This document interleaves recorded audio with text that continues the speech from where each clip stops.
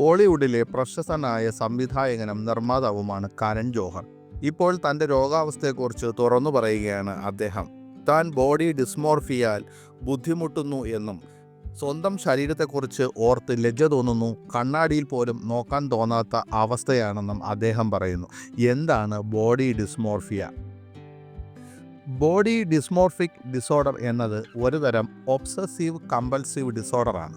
ഇത് ആദ്യമായി തിരിച്ചറിഞ്ഞത് 1891 ഒരു ഇറ്റാലിയൻ സൈക്കാട്രിസ്റ്റായ എൻഡിക്കോ മോർസെല്ലിയാണ്. ഡിസ്മോർഫിയ എന്ന പദം രൂപവൈകല്യം അല്ലെങ്കിൽ വൈരൂപ്യം എന്നർത്ഥമുള്ള ഒരു ഗ്രീക്ക് പദത്തിൽ നിന്നാണ് ഉരുത്തിരിഞ്ഞത്.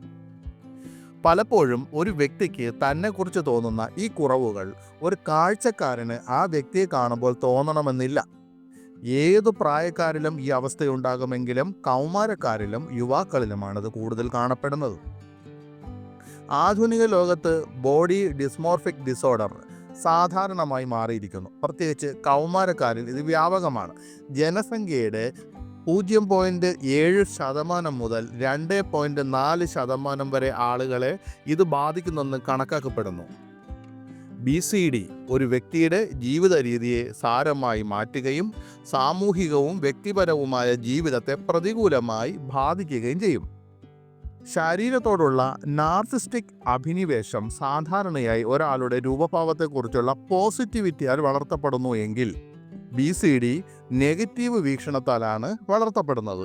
ഡിസ്മോർഫിയയുടെ ഏറ്റവും വലുതും സാധാരണവുമായ ലക്ഷണം ഒരാളുടെ സ്വന്തം രൂപഭാവത്തോടുള്ള വെറുപ്പാണ്. ചെവി പോലുള്ള ഏറ്റവും ചെറിയ ശരീരഭാഗത്തോടുള്ള വെറുപ്പ് മുതൽ ശരീരം മുഴുവൻ വരെ ഇതിന് കാരണമാകും. BDDയുടെ ലക്ഷണങ്ങൾ ഇതൊക്കെയാണ്.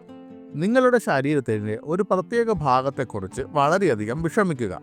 കൂടുതൽ പേരിലും മുഖത്തെക്കുറിച്ച് ഓർത്താണ് ഈ പ്രശ്നം ഉണ്ടാകുന്നത്.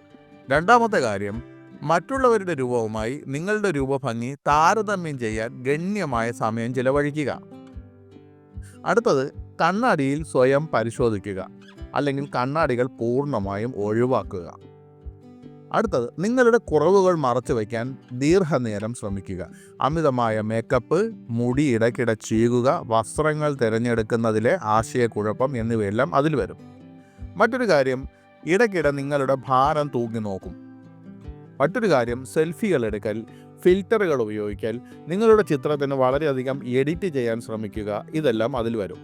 അമിതമായ വ്യായാമം മറ്റൊരു കാരണമാണ് സ്വന്തം ശരീരത്തെ നന്നാക്കിയെടുക്കണമെന്നുള്ള തോന്നലിൽ നിന്നുണ്ടാകുന്നത്. അമിതമായ ഷോപ്പിംഗ്, വസ്ത്രങ്ങൾ കൂടുതൽ തിരഞ്ഞെടുക്കാൻ ശ്രമിക്കുക. തനിക്ക് ഏറ്റവും കൂടുതൽ ചേരുന്ന വസ്ത്രം ഇട്ടാലേ തനിക്കത് ചേരൂ എന്നുള്ള ആ ഒരു മനോഭാവം. മറ്റൊരു വിഷയം, കോസ്മെറ്റിക് സർജറികൾ ചെയ്യാനുള്ള ശ്രമം. ഇതൊക്കെ ബോഡി ഡിസ്മോർഫിക് ഡിസോർഡറിൻ്റെ ചില ലക്ഷണങ്ങളാണ്. ബോഡി ഡിസ്മോർഫിയ ചികിത്സിക്കുന്നത് എങ്ങനെ?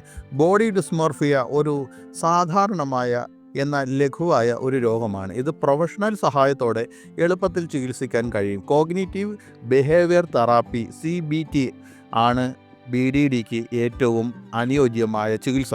ഒരു വിദഗ്ധനോടോ ഒരു ഗ്രൂപ്പിലോ സംസാരിക്കുന്ന ഒരുതരം ടോക്കിംഗ് തെറാപ്പിയാണത്. BDD ഉള്ള ആളുകളെ അവരുടെ ലക്ഷണങ്ങൾ കൈകാര്യം ചെയ്യാനും അവരുടെ അരക്ഷിതാവസ്ഥ കൈകാര്യം ചെയ്യാനും CBT സഹായിക്കും. ബോഡി ഡിസ്മോർഫിയ ചികിത്സിക്കാൻ ആൻറ്റി ഡിപ്രസൻറ്റ് മരുന്നുകളും ഉപയോഗിക്കുന്നു.